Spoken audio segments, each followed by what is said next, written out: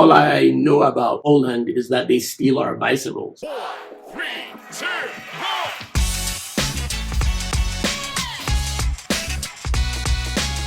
When people kept telling me Poland was racist, I was like, I'll go check it out for myself.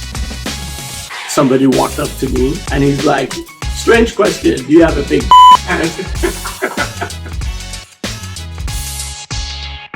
If you were to ask me if I wanted to live in Germany or Poland, hands down, it would be Poland, right? Any day.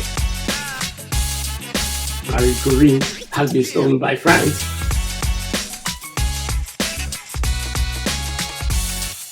There might be a lot of discussion inside of Poland about Poland, but then there's not a lot of discussion outside. And it's like literally podcasts like this that give other sides of the story. 4, 3, 2, 1. I'm Vaibhav. And I'm Alexis. And this is Why Poland. And today we have another amazing guest on our show. He is a software engineer. He has come to learn Polish, and he also happens to be my husband. So enjoy the show. So welcome to the Why Poland podcast. We have a very special guest today, my husband, Adim. Thank you so much for joining us. And I'm happy to be here. Adim, first of all, thanks for joining. Thanks for coming on the show. I know Adim and Alexis. Alexis specifically for a long time now. And I know Adim, and he's become my great friend by extension. Mm-hmm. But Adim, thanks for coming on the show. And I am personally very interested to know more about you. Yeah. So why don't you take us through your journey and why Poland? Yeah, so I came to Poland because of like almost every expat guy in Poland, his wife, moja żona, my wife. So I'm from Nigeria. I went to school in the US, and after that went back to Nigeria, started a company that got merged with a US company, and then I became a digital nomad and started traveling the world. After that, I met Alexis in Kenya while she had a remote job at the time too. And we bonded and we started traveling the world together. And then after that, we got married. And when we were getting married, we started talking about how do we settle down, because you can't hop from one country to another forever. You have to have some stability, some roots in a place. And Alexis pitched Poland. So that was, at that point, I had been to Poland a couple of times, but if you had asked me like 5 years ago if I would ever move to Poland, that was not in my periphery. I didn't even know much about Poland. And, Poland has always been a special place for Alexis. She's not Polish, but I tease her that she's Polish, that she behaves like Polish women, but not like I have any experience with Polish women. But from the stories I hear, like for example, a lot of Polish women, they would date a foreigner and then from that country pull them back home. Mm-hmm. And for example, this is not her home technically. She's from the US, but she did the same, right? Yeah, that's an adopted home. Yeah, it's an adopted, right? Because many times I'm in a discussion with Alexis and she says, yeah, like we don't like this. And I'm like, who's we? And she's talking about Poland. And I'm like, Poles. Yes, we Poles. And she refers to herself as a Polish person. So while we were discussing what basis to have, one of Poland was a suggestion. So we decided I would try 1 year in Poland. And I decided to come learn Polish, learn about the culture, and see how living in Poland would be for a year. Mm. And then we kind of decide where we go from there. Awesome. So has it been a year yet? Technically, probably next month will be a year. Right. Yes. And how have you learned Polish? What have you learned about the culture? Wow. So learning Polish has been very difficult. I have 2 classes a week for a couple of hours. And it's been one of the most challenging languages I've tried to learn. But one thing I have to say, Polish people have been very open to me practicing. I say a lot of things wrong, and they are very encouraging. Absolutely. I think this is something that I've experienced myself as well, right?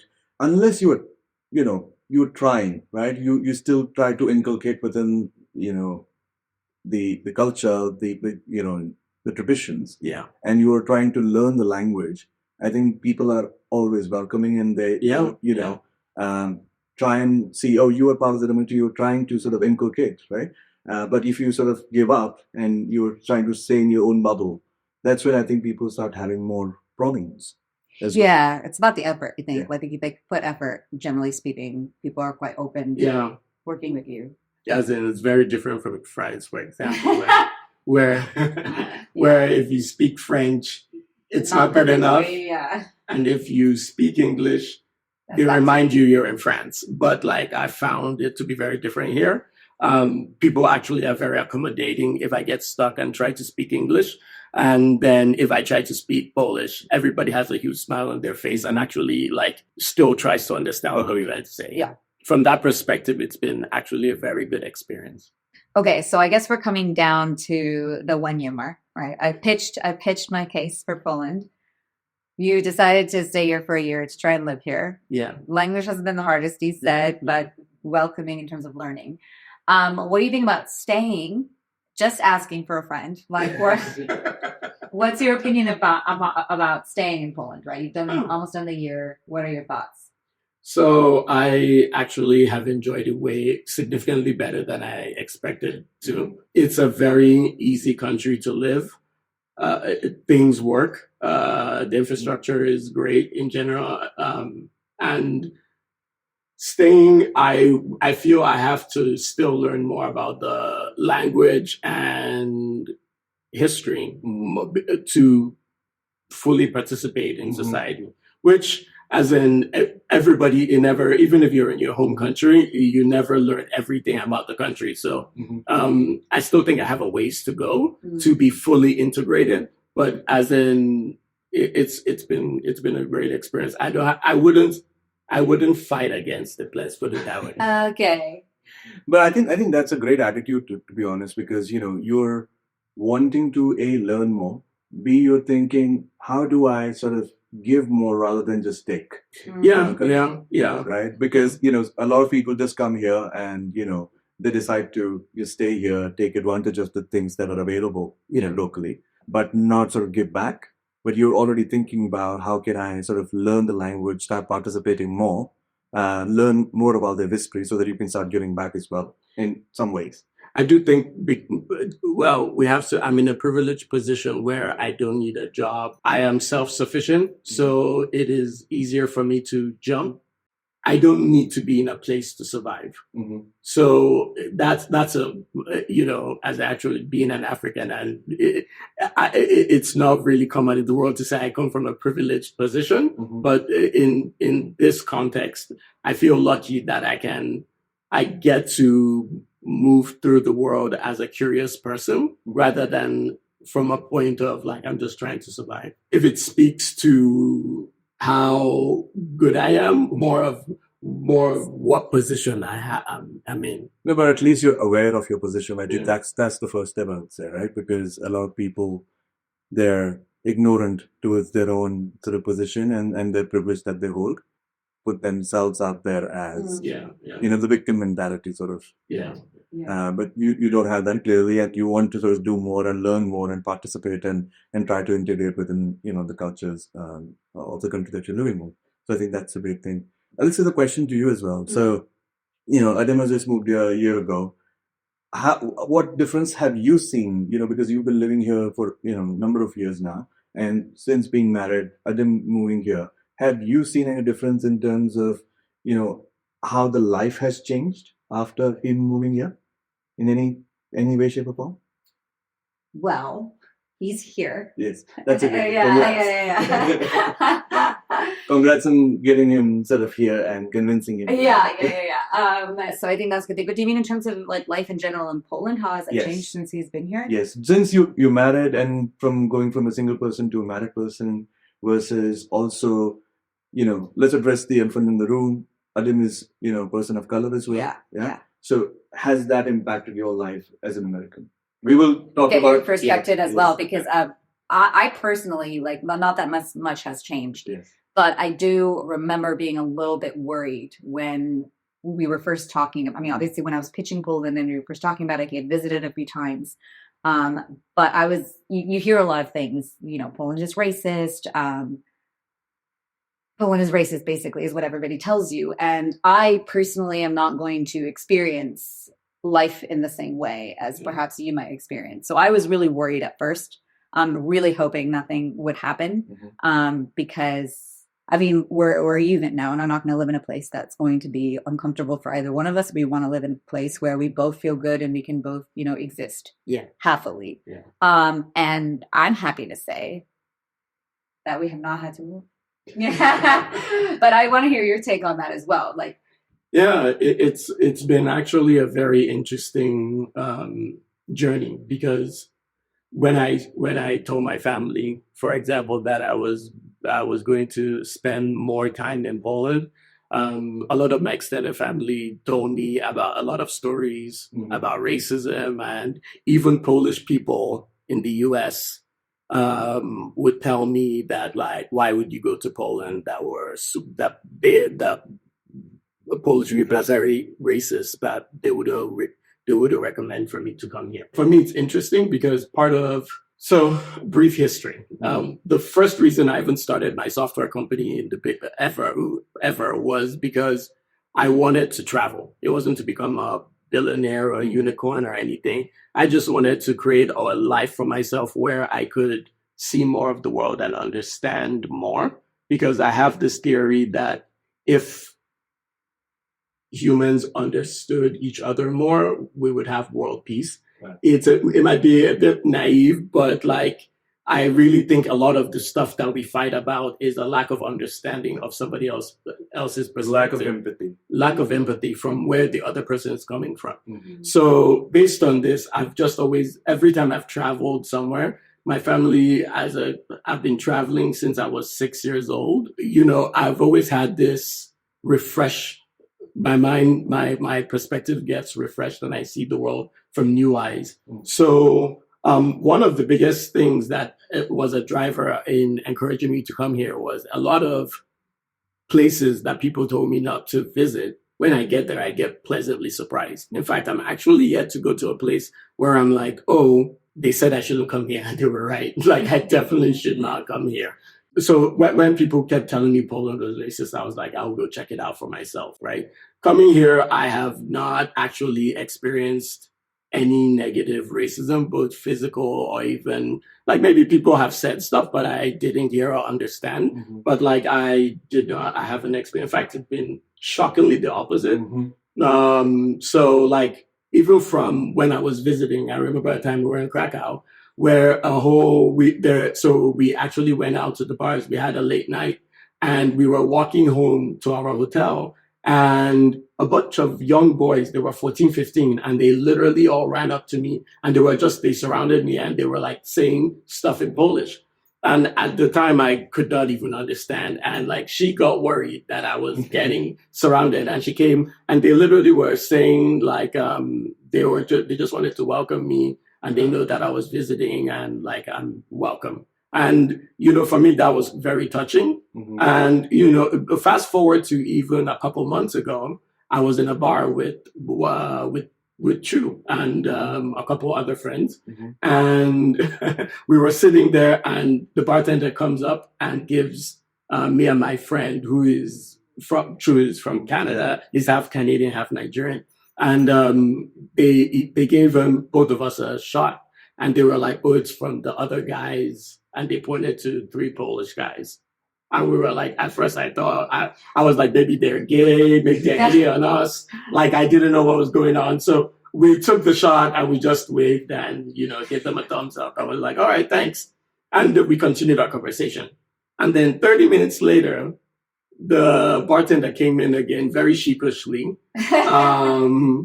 put another shot in front of us, and we were like, yeah, and she's like, from the guys again. And we're like, what the hell's going on?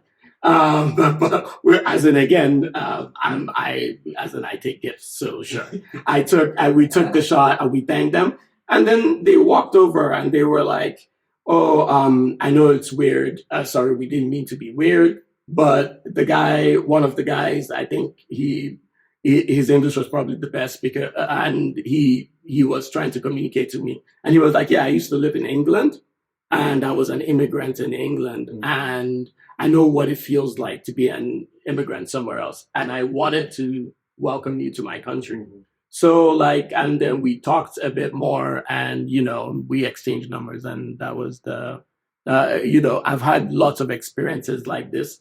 On the weirder side, I've walked, late at night if I'm walking. I had another experience where somebody walked up to me and was just like, "Hey man, where are you from?" I told him, and he's like, "Strange question. Do you have a big?" And and I was like, "Yeah, sure. Like, what else am I gonna say, right? Like, modest. as in, Yeah. and Did he ask you? No, I'm kidding. Did he ask you? yeah. So, and after he said that, he was like, "Oh, me and some friends are going to have drinks at this bar. Do you want to come?" And I was actually on my way home, and I was like, "Yeah, sure." So I went with them, talked to them. They've gone to the US a couple times, and we talked about our experiences in the US. And I had a couple drinks with them, and I came back home.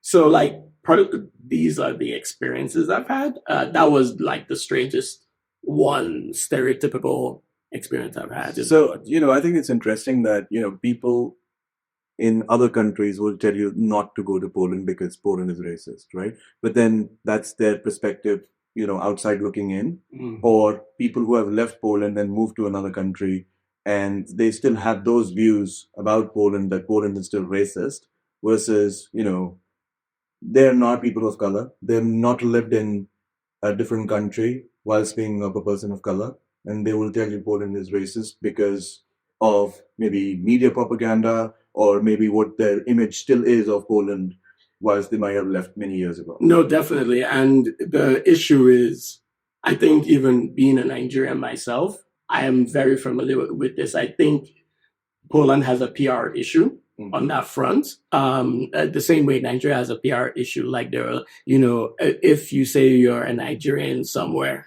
a lot of people will say, the Nigerian prince stamps or different experience growing up. And I'm not saying that, like, for example, all Nigerians are great, but this is a country of 200 million people that still exists today. There are all sorts of people. There are rich people, there are poor people, there are bad people, there are good people. Same thing with Poland, right? And the thing is, there are rich people, there are poor people, there are racist people, there are not racist people here. And to even give you a bigger point on what you're bringing up, I was talking to a German friend of mine when I was coming here, because I was telling her about like the experiment Alexis and I just tried living here for a year and see what it's like. And she's currently in Germany, and she was like, "Oh, why would you live there?" Like, I was like, "Haven't you been to Poland before? You literally border the country." She's like, "Oh no, like all I know about Poland is that they steal our bicycles." So like, for me, that was like, wow, this is literally from a country that's bordering Poland, and this is what they think of Polish people. And it's like, and if you were to ask me if I wanted to live in Germany or Poland, hands down, it will be Poland, day. right? Any day. Like that for me, that's not even a debate. But like, this is what a German living, and this German has traveled the world. Like, how we became friends was even that they lived in Nigeria, and so like, it's not even like somebody that has not seen the world. And this is what they think of Poland. And I think this is, a lot of times it's a governmental PR issue, because for juxtaposing this with Nigeria does nothing about its international PR. They just kind of leave it alone. People believe whatever they want to believe. In Poland, I haven't really seen, besides a lot of expats like us talking about it on social media, I've never really seen the government trying to, dispute those claims. I don't know, and I think that's where all these things come from. Yeah, and I think, Polish people in general, and again, that's only my experience, they are very straight people, right? In terms of, they are very direct, right? In terms of what their thought process, they say what they think. Yeah. There is no filter most of the time, right? So if they like you, it would be very evident that they like you. if they don't like you, also be very evident that they don't like you, but they will also state the reasons why they don't like you, right? And sometimes that straightforwardness can be misconstrued as rudeness, Yeah. or for people of color, maybe racism when they don't understand Polish or don't understand the cultural nuances, Yeah. right? And I think those things can lead to bad PR in general, Yeah. right? But at the same time, someone who travels, they need to have an open-mindedness, not be sort of ignorant about the country's cultures and values and beliefs, and they call themselves bicycle thieves. No World War II reference there, but yeah, it's just it's just sad. But Yeah. I think Poland's been a great country. Alexis and myself, particularly, one of the few people who have been calling Poland home Yeah. for many years now, and there's multiple good reasons why we have decided to do that. Right? I'm raising my son here. He was born in Warsaw, Yeah. so I personally feel Warsaw and Poland overall is a great country. I was given a choice to move to UK a few years ago. I decided to sort of decline on that offer because I felt at that time Poland was a better choice for me to raise my kid, and I think it's different. Yeah. Yeah. Compared to UK. Yeah. I also think, though, like, to your point, I think that oftentimes things happen everywhere, right? Everybody's experience can be a little bit different. Some people may have had negative experience in Poland, and a lot of that will depend on what city are you living in, what were the circumstances, bad luck, things happen everywhere. I think when you talk about this PR, I think that's it, right? Because sometimes when you have focus on a single, like a TED Talk, a single story, Yes. right? So there could be two racially motivated things that happen in Poland, and for some reason that becomes the entire focus of the country because no one's focused on anything else, really. Yeah. They're choosing to focus on that piece, which is just one small incident or a couple of small incidents, but we are not hearing anything else about the country, right? Whereas when you go to their countries, you probably have a lot more problems, perhaps, with racism. You get multiple stories of that country, so you're not inundated with this idea that they're just racist, right? Yeah. But that's their Simba story, and I think that's kind of the heart of the issue. Yeah. No, and this is why I say it's a PR issue and a single story, because it's like for example, Nigeria has Nobel Peace Prize winners, and same as Poland, but like for example, Marie Curie has been stolen by France, and there's not like a lot of push public wise, at least to the world, against that, right? In Poland, like this is the kind of like dynamic, like there might be a lot of discussion inside of Poland about Poland, but then there's not a lot of discussion outside, and it's like literally podcasts like this that give a different other sides of the story. Right, like because the people you're going to have on this podcast will have multiple views on how they got here, why they're here, and all of that. Well, this was the objective of this podcast, right? Where we want to know from people like yourselves, Adim, why you decided to move, and why are you deciding to stay, right? Because both require good reasons, right? You may come here for X reason, but you may decide to stay for Y reason, right? And it's important that people get to know, right? And maybe we can play a small part in doing a positive PR for this country that we love, right? So far, the way we've talked about it is in a positive light, and it looks like an ad for Poland. And generally, like as in it, I don't mind. It deserves that specifically, right? But then, at the same time, there's like nuances or complexities to the situation. Because even for example, for me moving here, part of it was to learn Polish. So like in order to get a residency with that, I need to prove that I can live here without working for a year. And you just need to show that amount of cash. So for example, for us, I had to show over 150,000 zloty sitting in my bank account. To be fair, we live in an expensive apartment, and you have to show you can pay for the apartment for a year. But so that was a huge contributor to the formula. But there's a formula. You have to pay for your Polish classes for the whole year. You have to have money, show that you have the money to buy the ticket to go back wherever you're going to leave.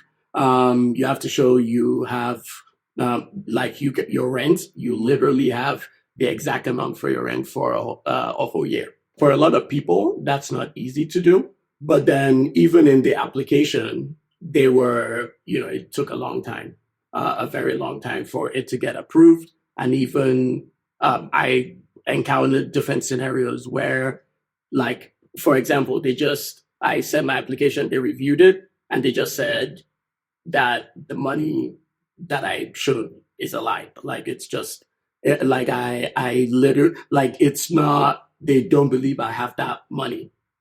And Even though you showed the bank. even though I showed the bank statement, and it's a legal bank statement. And, so So where do you think that bias was coming from then? see, and this is like, here's the thing I've also encountered in Poland, which is very interesting, is like a lot of times, because I lived in the US for 10 years. So a lot of times, a lot of bad things happen to me just because people assumed something about me because of the color of my skin. Mhm. In Poland, a lot of times, if something weird happens to me, because I lived in the US so long, I would assume that. But then many times I realize, like, it's happening to everybody. Mhm. So, for example, Alexis has had her own she's an American, she looks white, like, but she's also dealt with the immigration system here where they literally told her she doesn't earn enough money to live here. And she's like, no, like, look at the amount and my proof of my statements and my taxes and everything. And they're like, oh, yes. But it was the first thing she put there anyway, right? So sometimes I think maybe, the immigration office would probably right now it's overworked. Mhm. They're understaffed, and maybe it takes a very fast, they scan through these applications. Mhm. So it's very hard for me to say, oh, it was because I'm from Nigeria. Secondly, I have a second passport from the Caribbean, which it was how I applied. So people from the Caribbean are also Black. So I don't know if that impacted anything at all. But my lawyer came back and said he claimed it was a racial problem, and he wrote a very stinking letter to immigration being like, if this is a fake document, I was supposed to be prosecuted. And the lawyer, should be prosecuted also. So where's the prosecution? Yeah, we actually had to provide more insight into that, actually, Yes. because there is a more complex story to this, as Joel said. Sorry for the interruption. This is usually where we will have our sponsorship message. But since we don't have one, we thought we'd invite you to like and subscribe to our channel to let us know that you appreciate the content. And don't forget to hit the notification bell so that you never miss another episode. And please contact us in case you would like to sponsor this show. Or if you're interested in being a guest on the show, don't forget to reach out to us in the email in the description. Back to the episode. I want to stop you at the point of your lawyer saying that if this is fake, he should be prosecuted, because why was that? I know it was a specific situation. Yeah. That's true. In order to prove that I have the funds, the law is I need to send that amount of money into a Polish bank account. Mm-hmm. So it could be any bank in Poland, but I need to open a Polish bank account. I literally went to 10 to 11 banks, and none of them would open a bank account for me. So this is how the process would go. I would go into the bank and I would fill out the form, and it's usually a very long form because it's about you, where you're from, why you need an account, what your status is in What's your Poland, source of income? what's your source of income, all of that. And so you do all of that, and then you give it to the banker, and then they send it to the back room for risk assessment and processing and a bunch of stuff. And every time we would do this, they would come back and be like, oh, sorry, we cannot open an account. And then we're like, why? What's the reason? They're like, oh, I don't know. Like, they just told us from the bank. They don't give us a reason.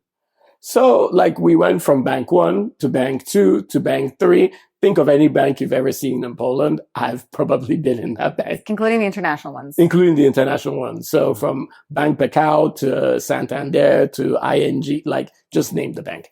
So after a while, like this, I can understand from the first time, first, second, third time. And this took several days because we would go to like 3 banks in a day and then try another day. And it's very funny because the very first time when I was visiting Poland and we were talking about living here, I told Alexis, hey, asked her, how easy is it to open a bank account in Poland? She's like, very easy. Like, I don't like it took me 10 minutes.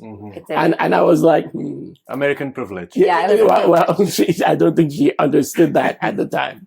And, I didn't know the financial world was so highly regulated in that. so I was like, yeah, I still want to. She's like, no. If we decide to stay, try it then. Again, I'm like, all right, as in they take American debit credit cards here. So like I didn't have any problem. Apple Pay works. So we kept trying 2-3 banks a day. It kept failing and nobody could give us a reason.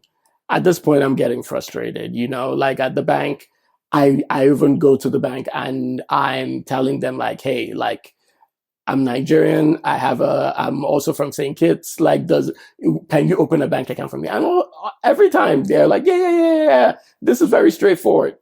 And like towards like halfway through, people started being like, the bankers were like, well, if you have a residence card, we can open the bank account for you. And I'm like, yes, but I need the bank account to get the residence card. And, and they're like, oh, really? And, so it felt like a disconnect between the Polish immigration system with the Polish banking system. It felt like, because if the Polish immigration system was going to ask you to get a bank account, but then the banks don't approve accounts for people that are trying to move to Poland. The bank was saying, so the immigration system was saying, in order to send this application for this purpose, you need a bank account. The bank were saying you can open a bank account if you have a residence card. Yes. And so it was like, it's a vicious cycle. So again, there's the catch-22. We kept trying. And at some point, I literally was talking to the guy, the banker, and I was like, please, I just need to understand. Like, I am confused. Like, what is going on? And he was like, okay, so I have a St. Kitts passport, and that's fine. They can open a bank account for that. A Nigerian passport, they need a residence card to open for. Because of whatever financial list Nigeria, the country, is on. I'm like, okay, great. But then why don't you just open for my other passport? They're like, well, we use your worst passport to evaluate you. So like, even if I showed up with a US passport, they would be like, yeah, but you're also still Nigerian. So, whatever financial restrictions. And, that was interesting to me because it's like, nobody can help where they're born, but then because you were born in a country and it's regulated in the world or in Europe or under a certain category, a gray list or whatever, you're in this catch-22 position. So I went to my lawyer and said, look, they're not going to open a bank account for me in Poland. Just, literally because I'm Nigerian, and for Nigerians, you need to be a resident first for most banks. And so there's a law that you can, if it's a lawyer, they can hold your money because he's a officer of the law. So if he can stand in place of me, basically, according to how he explained to me. So if we sent the money to him, he could take a screenshot of his bank account and that would serve as evidence because the transfer came from a bank account that has my name on it. So that would serve as evidence that I do have those funds. Basically, he would be the custodian of those funds for me. We signed a bunch of power of attorney and a bunch of things to give him the power to represent me. And this was how we applied, basically saying, I do have these funds and this is the proof of the funds. And so this is why the banker also my lawyer got upset when the immigration office said that this doesn't it's falsified, because the lawyer is like, first of all, you're accusing me, a lawyer, of committing a crime. And under Polish law, if you believe this to be true, you are actually as an immigration officer, obligated Mhm. to report him, the lawyer, to, Mhm. you know, the police. But he's like, I checked with the police and there is no, you don't have a case against me. So you either follow up on your claims Mhm. or give my client his residence. That was in his appeal. Yeah, That was in the written appeal. That was a written appeal. He literally wrote like 5 pages Mhm. of just complaining that this was, you know. So for him, I think he took it more as a racial thing. I don't know, but as in, if I want to be factual, Mhm. I don't know. It might be like maybe they're just, you know, Like you said previously, I think they're overworked, understaffed, yeah, right? And it could just be an easy reject reason that you're coming from Nigeria, as an example, in Yeah. a case where you might have some financial sanctions, etc.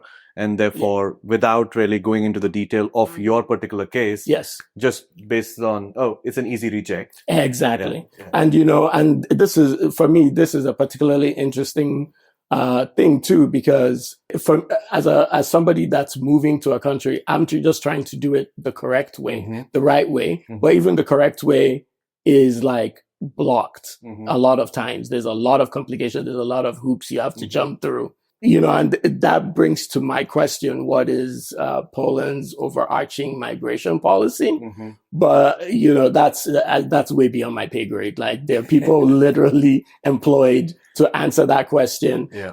But like, I can't see, because here, if there's a wide spectrum of issues going on with migration in Europe now. There's illegal immigrants, which that is a big problem. That is a problem. And then there's legal migration. But the thing is, if legal migration is excruciatingly hard, a lot of you kind of create illegal migration through the legal migrants. Because if there was just someone in my position Mhm. that didn't have my lawyer and couldn't speak Polish, and like they were legally by the check boxes supposed to be here, and they couldn't, they're already in the country, they would just sit here, right? Yeah. And then they're an illegal immigrant, technically. And that's like, so it's interesting because that means you can create illegal migrants from like potentially people that would have been legal Yeah. migrants, just because the system is not processing them efficiently. Just by being here 10 years, I've gone through the residence card process a few times, right? Good thing for me is I have an employment contract Yeah. by an employer in Poland. So I've done it myself. My employers have done it for me. And the ease of, getting the process resolved, be compliant to it, has just become difficult over the years. And I am guessing it's on purpose difficult. That's my assumption, I would say. And because I think the stance is they want more educated, skilled workers, and maybe they want to just filter a lot of the illegal aliens, let's call it. Yeah, no, like as for lack in, of a better word, why this process. This is just my sort of my understanding of why this process is becoming so stringent and so ridiculously tedious. I actually don't think that that's true. I want to present a differing understanding, or at least the way that I see it. So I've been living here since about 2015. I studied here before that. So I've been doing this process for a long time. It has gotten significantly harder. The wait times have gotten longer, but I don't think that that is because Poland's immigration policy for the most part has kind of been stable, right? You had to be a student, you had to be learning the language, you had to be, employed. If you're self-employed or have your own business, there's a pathway for that. It's always been kind of the same. It's always been very annoying. It's always been kind of like collecting documents, and it takes a long time, but it's significantly grown in the time that you're waiting and the excruciatingness of it. I think because Poland is processing far more people applying than it's ever experienced. I don't think that they've increased the number of stuff. Although we have seen, even like I used to apply for my Karta Pobytu at this little office like near the old town. Literally, there would just be like 5 of us sitting there in little chairs, like waiting to submit our documents. Then there was the Marszałkowska one, which is still kind of there, but that got kind of technologically advanced with the room numbers and things like that. And I also think Poland's demographic problem is actually not at all related to highly skilled workers. That's not who they're trying necessarily to attract, because that's not what they're missing in the labor market. They're actually, that's not what they're missing. Poland's workers are highly skilled, highly educated, overly so, I think. And so their problem is actually on the other end of the spectrum. And I think because it's becoming more of a destination country and they haven't really been prepared for that, I think that's why we're seeing these bottlenecks that we're seeing. At least that's my take on it from my experience, having watched from 2012 when I first got here until now. Yeah, I would actually agree. I don't disagree with you again, and I do agree that I think the war has not made things easier for the rest of the immigrants as well, right? Again, and we're not priority one anymore, right? We are somewhere towards the end of the line spectrum, what do you want to call it? But yeah, it in essence, the process is much harder for someone like you, for someone like me. It's just taking, to your point, it used to take 3 months. Now it probably can take up to a year. It definitely takes a year. So, at minimum. So the process has become quite hard, and specifically for people who have a weaker passport, right? We cannot really leave Poland until we have our Karta Pobytu, which makes things even harder, right? Yeah, no, like I was literally talking to somebody yesterday, and this was a Polish lady that deals with asylum seekers. And she was talking about like a bunch of people she knows, they've missed burials and they've missed weddings and huge family events because they couldn't leave and come back because of that. Yeah. So it's it's an interesting thing because I think immigration worldwide is changing.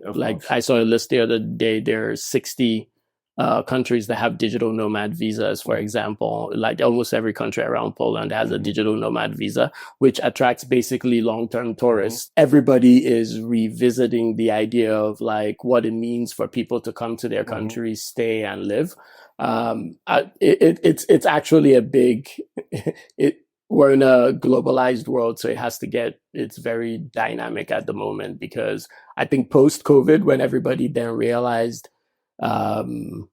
how small and at the same time big the world is, or where a lot of things shifted in COVID, I think, geopolitically in many ways.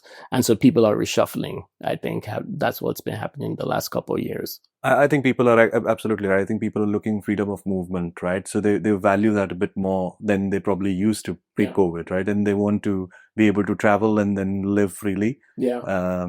And that's become sort of a priority for people rather than owning a house, for an example, in one city. Yeah, because a lot of my American friends, even like they're looking through their ancestry just to get a European passport, to have multiple options in, the ability to move in the world. Because right now the US a lot of American citizens can move as they like, but who knows what will happen tomorrow. And, you just literally, everybody's increasing their options. I think that's what's happening. And I think Poland was just entirely unprepared to become a destination country all of a sudden, and in huge waves, right? Like we were here at the beginning. I was here in 2012 when no one was coming here, right?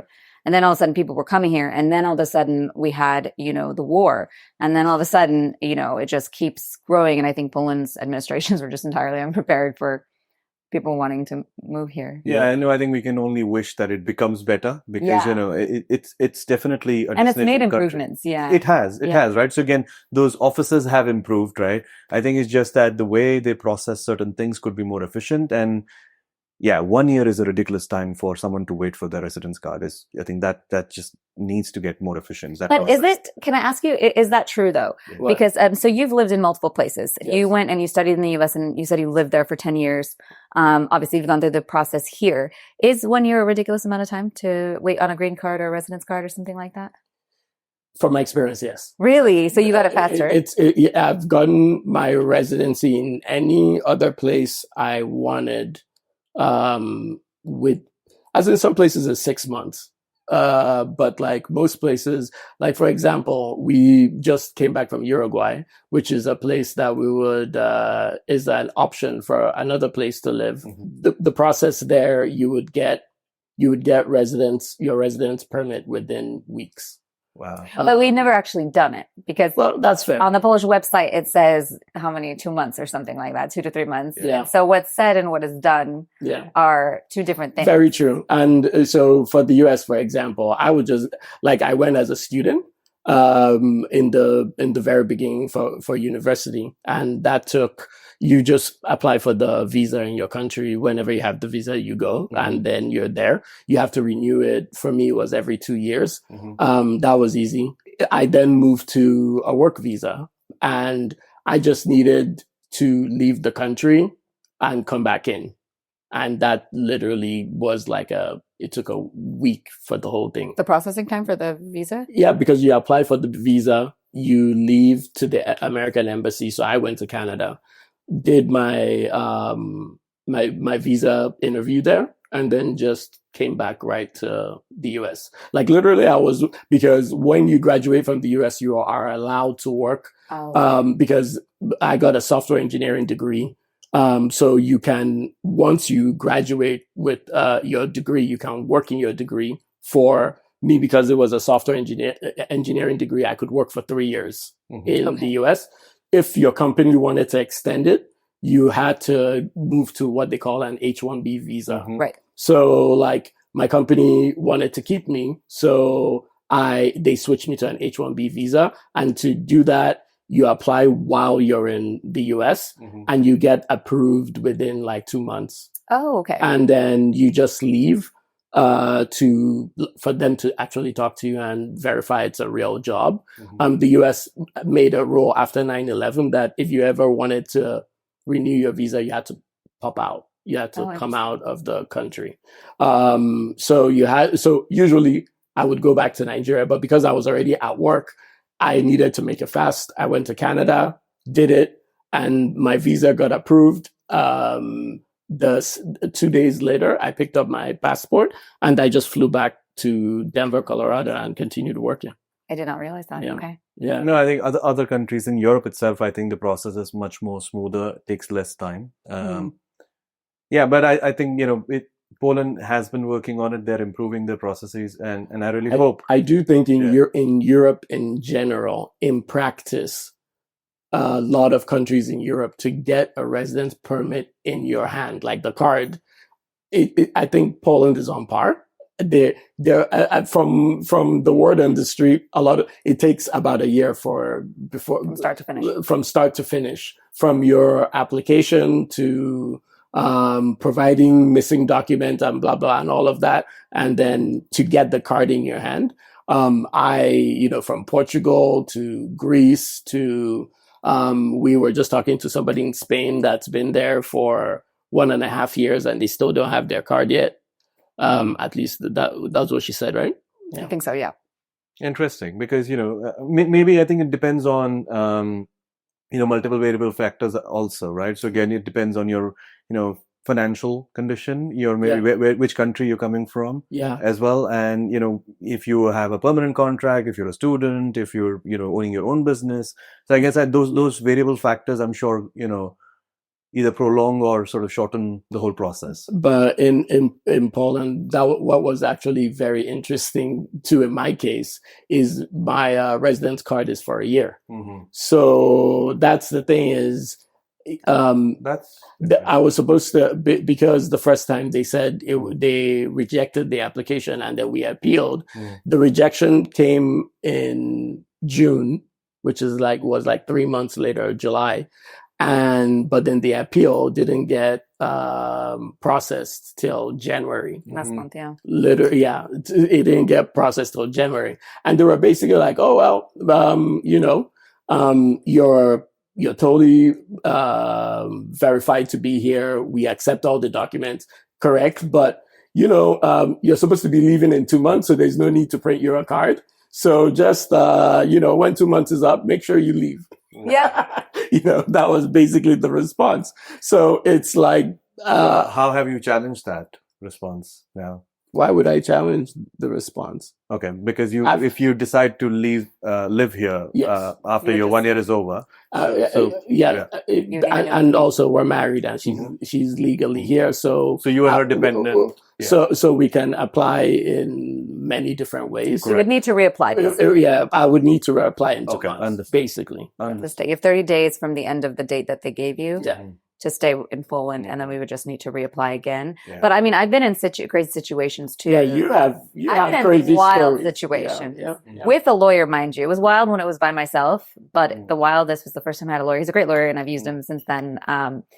And the fastest I've ever gotten it was in 2012 as a student. I got it within like a month, but no one was coming. Like literally no one was coming here at that time.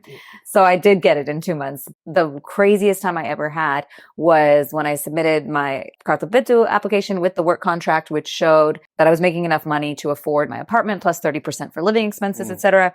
And they came back and said, you don't make enough money according to your contract. And they put some number there, which wasn't in this was the wrong number.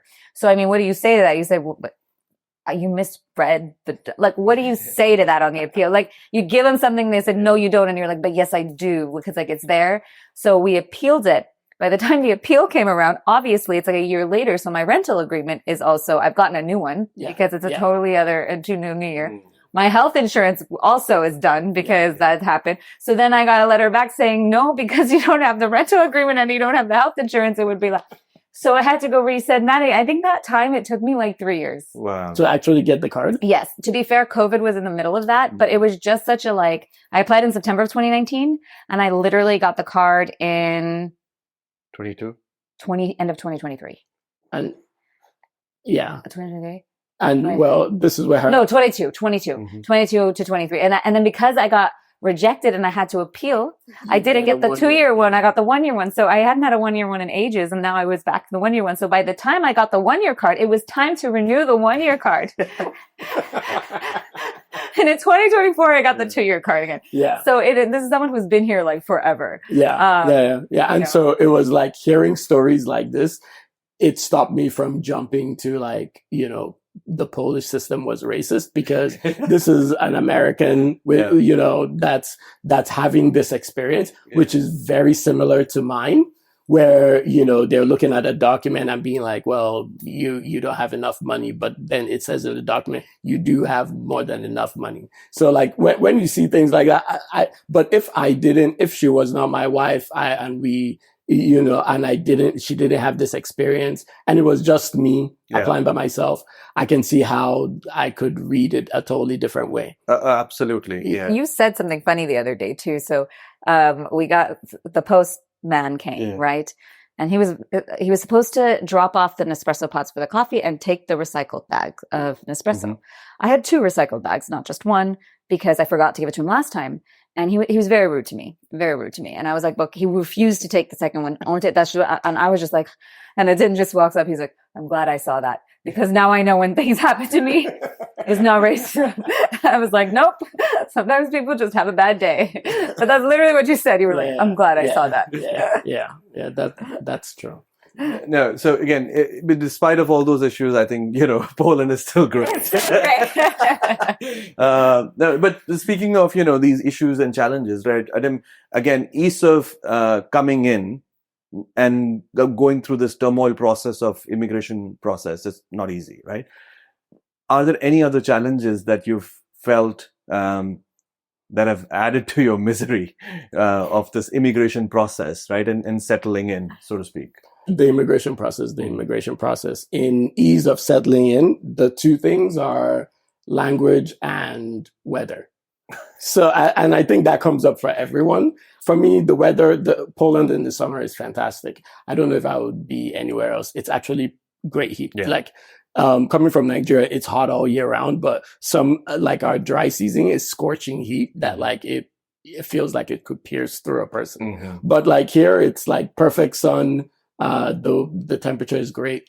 But the winters are terrible. Like as in and here, this is somebody that's lived in cold places. I've lived in Rochester, New York. It's a 300 days of overcast. So it's very similar. I think even on the longitude and latitudinal line, somebody was saying it's similar to New York, is similar to Poland, but it has like 300 days of overcast, but Poland is still a different kind of like gray. Oh, yeah. That I would wait. I used to wake up. I think last winter I just woke up and I was like, I told her like, I'm losing my mind. I need sunlight. And then I watched a podcast that said I need to be taking vitamin D because I'm a Black person. Because as a Black person, the sun doesn't get through your skin as much as you need more sun Yeah. to get your vitamin D. So I literally bought vitamin D supplements that have been a life game changer for me. But yeah, like for me, that's been actually the hardest. So that's also why for us, part of the plan is if we could live here in the summer, and then we live somewhere else in the winter. Like I think even Polish people would agree with me because the airports I find to even be busier In the winter. in the winter than in the summer in Poland. Because the summer in Poland is the place to be. Yeah, the like- beaches like- in the like- west are crowded. Yeah, exactly. You want to be in Exactly. Warsaw in the summer. For sure, I'm sure Poles are traveling, to Thailand and all those, exotic Tenerife, countries. Yeah. Thailand, And Bali. during the winter times. No, like even a story here. Like one of the things Alexis and I love to do is we would every city or country we go to, we would time how long it takes us from getting off the plane, Mhm. going through immigration, Mhm. and getting into a taxi, heading to your Airbnb hotel. Poland is the fastest. Like I think we've been able to do it in like 15 minutes Yeah. from literally coming off the plane to being in an Uber. Yeah. And I remember in 2023 winter, I remember coming out of the plane. Alexis was already here. And I'm like, what is happening in Warsaw? And she's like, what do you mean? I'm like, this is the busiest I've ever seen there. And this was like in December. And the airport was like filled. Like there were even people holding up placards for which I rarely see. Christmas too. Mm. No, it's possible because I think I was coming in like December 1st. Oh yeah, you're right. So it was early It, December. it was Wasn't December Christmas. 1st. Yeah, So like people could be coming home for Christmas, but then it's too early. it was still like, what the hell? Like the airport the baggage claim was packed till today. Hmm. I think secondly, we just came back from Uruguay Right. and this is in February. Mhm. And the airport, that was the second most packed I've ever seen, the baggage claim area in the Warsaw airport. So Mhm. I do think a lot of Poles leave during the winter also. So And it was Feria. Like we left in February during Feria. So when the kids are on winter break Mhm. also, and I think it might have been Warsaw regions ending. It was just Yeah, I think people are usually going skiing, Yeah, during these skiing times. or- yeah. Or warm places, but the but- kids are out of school. And I think we did it during the Warsaw's break, Yeah. winter break. Yeah. The thing with the language is like for me, like I've been learning Spanish. I was actually picking up Spanish because one of the places Alex and I were also talking about moving to was Mexico Mhm. before we decided on Poland. And so while I was picking up Spanish and living in the US, Spanish is an unofficial, Mhm. Spanish is a second language in the US. I think people Especially if you live in, estimate it. I'm from LA. yes. I think and people yes. have you been to Texas? Of course I've been to Texas. Yes, exactly. And you could get away with speaking just Spanish. I'm sure same as in Florida as well. Well, so, in yeah. some neighborhoods, yes. Yes. I mean, there's But the point I was trying to make Okay. is I picked up Spanish while living in the US Yeah. as a student. I used to go to Mexico for spring break or, and all of that. So picking up Spanish is technically easier than Polish for me. Mm. But then the thing too that like makes it hard, the way my brain works is if I am to learn how to make a shirt, the speed at which I would learn Mhm. is what I'm going to do with that, Mhm. right? The practical use case. Yeah.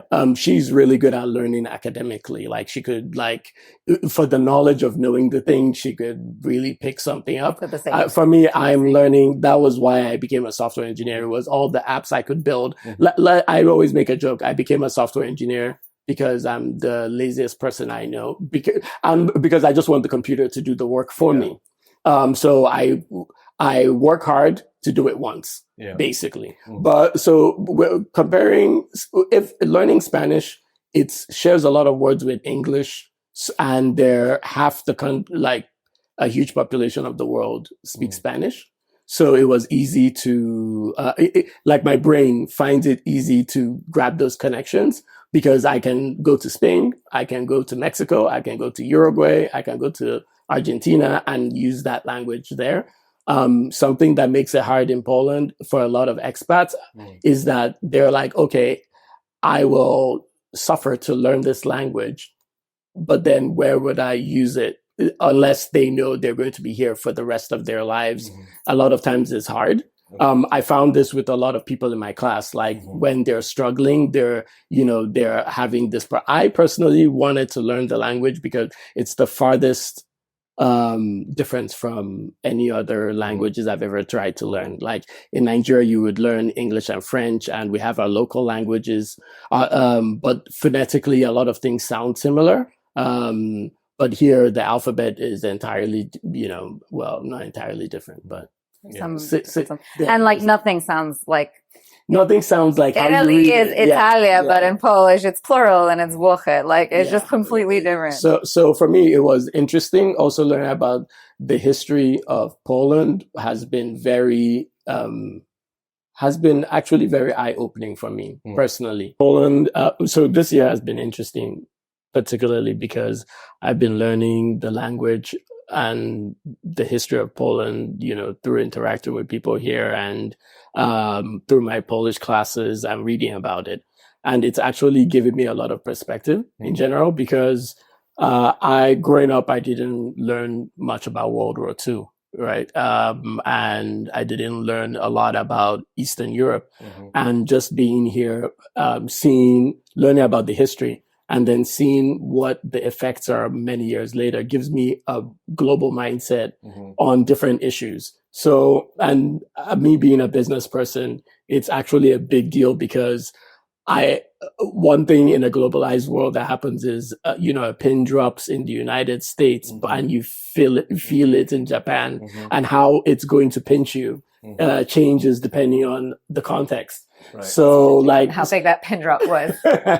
So exactly. So understanding the context of the Polish people and what made them the way they are and how they interact with the world today has been very informational for me. So, okay, a follow-up on that, or rather, something related to it. So understanding the Polish culture, the history, and you're working on your language, has it helped you making connections, networking, friendships in Poland and Warsaw particularly?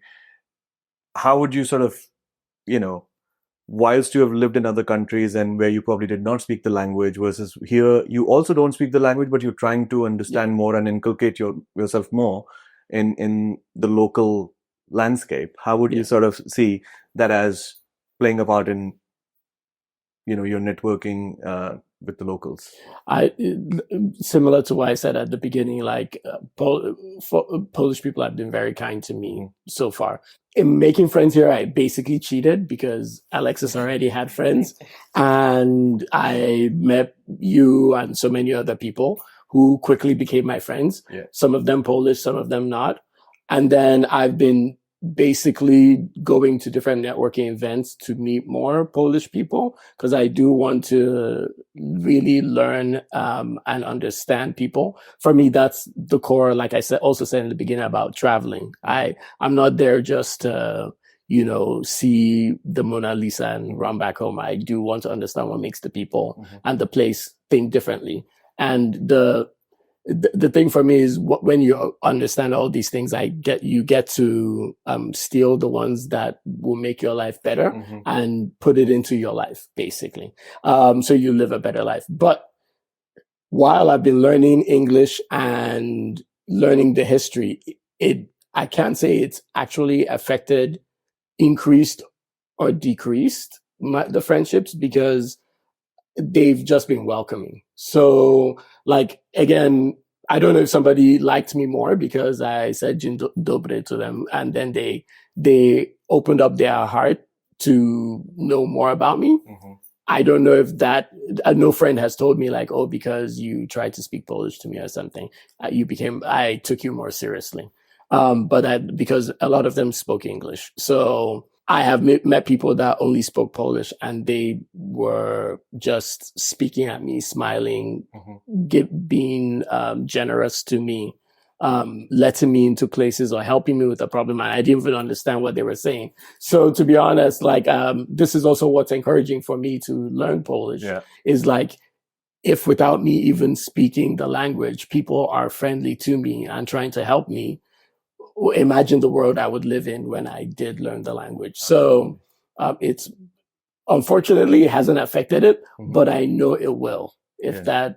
Sorry for the long-winded answer. No, I think that's a great answer, to be honest. We're sort of close to wrapping up, but my last question, Adim, would be, you've already mentioned a few times that you have lived in different countries, you want to live in different countries. So what's next for you? Do you want to continue living in Poland for more years, or you want to keep coming back to Poland even after you moved or start living in a different country more permanently? What do you think about it? So right now, off the top of my head, even if I leave, I know I will always come visit because I do now have friends here. Yeah.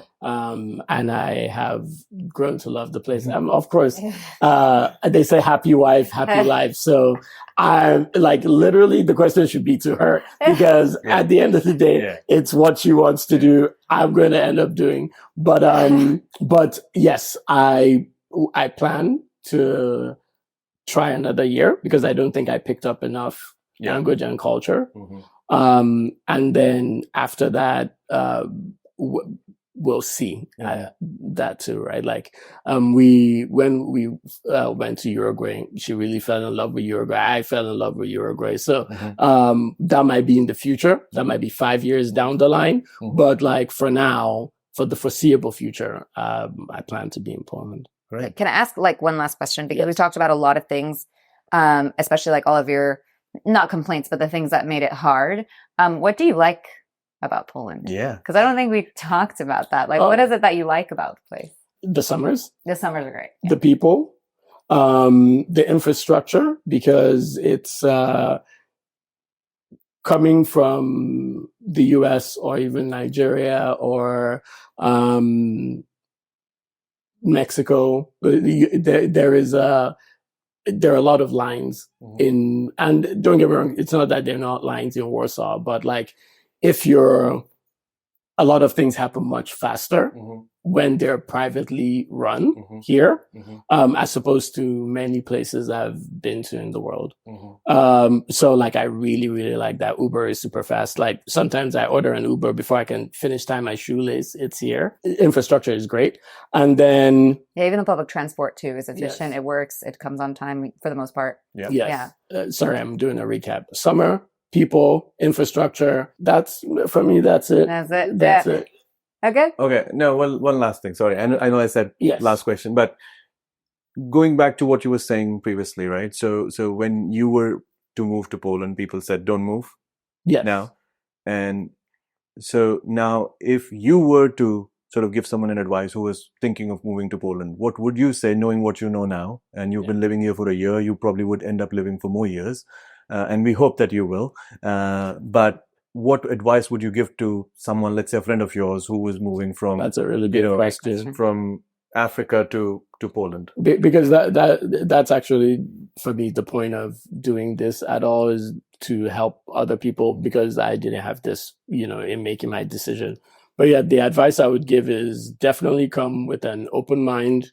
Well, first of all, I don't think people should move to a place if you've not looked into the place. But like, so first of all, you should, but that should be by default. You should come with an open mind.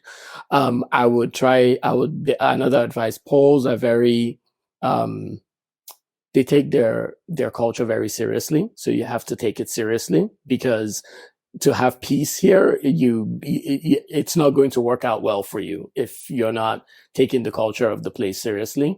And then, so you learn the language. Yeah. At the very least, I think everybody should have survival Polish if you're going to be here long term. And when I say long term, I mean 3 years upwards. You should be, should be able to say the car is red or I need coffee, But those would be the three things I would say. And last, have an escape route for winter. So or at least a plan escape for plan, how to at least. handle. Not escape. It doesn't. Not everybody has the privilege of escaping. Yeah. But at least a game plan for approaching the winter. Right? What are you Exactly. going to do Exactly. in the dark? If you're black, get vitamin D. Yeah. If you're not, you can try, I don't know, vitamin D. No, I think vitamin D is anyway helpful. Everybody should Yeah, take sure, the vitamin yeah. D. I think, see, I've been here 10 years and probably out of those 10 years, 8 years I've been here in the winters. I actually do not mind Polish winters now because I've been here so long. Okay.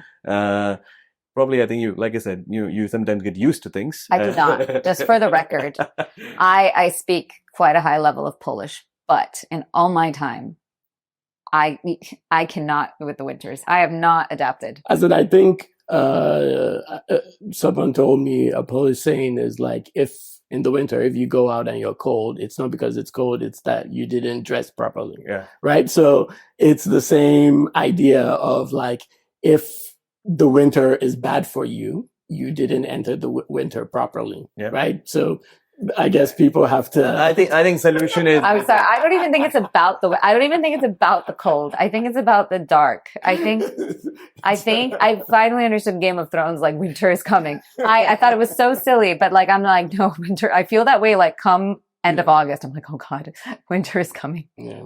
Yeah, no, it's like I said, I lived in Rochester, lived in Denver, Colorado. Both are winter cities. Denver was super easy because it's sunny all the time. So like that was fun. Rochester, I haven't been back in 14 years. That's how bad it was. That's my relationship. So let's hope that your relationship with Poland is not that badly impacted. No, it definitely will not be that bad. Not at all. I've only had good stories and experiences to tell. In fact, I've brought a lot of my friends from the US and all over the world that have come to visit me within this year.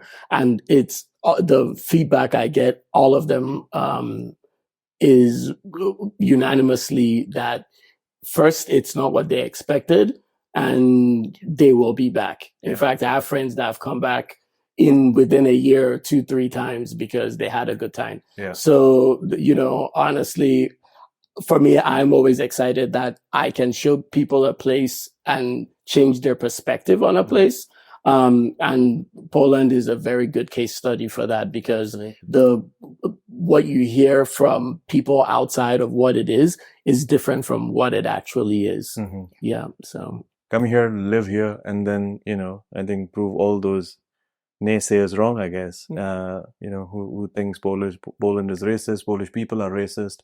I think, there are all kinds of people everywhere. Like you said in the beginning, I think good, bad, people everywhere. What makes the country beautiful usually are its people. Yeah. And I think Poland is definitely a very beautiful country. Yeah.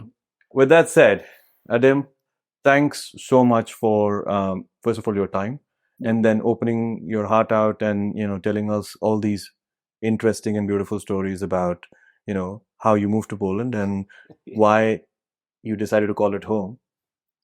Yeah. Thank you so much for being on the show. We appreciate it. Thank you, my dear. Thank you guys for joining us on the Why Poland podcast. Don't forget to like and subscribe and hit the notification bell so you stay up to date on our next video. Bye-bye.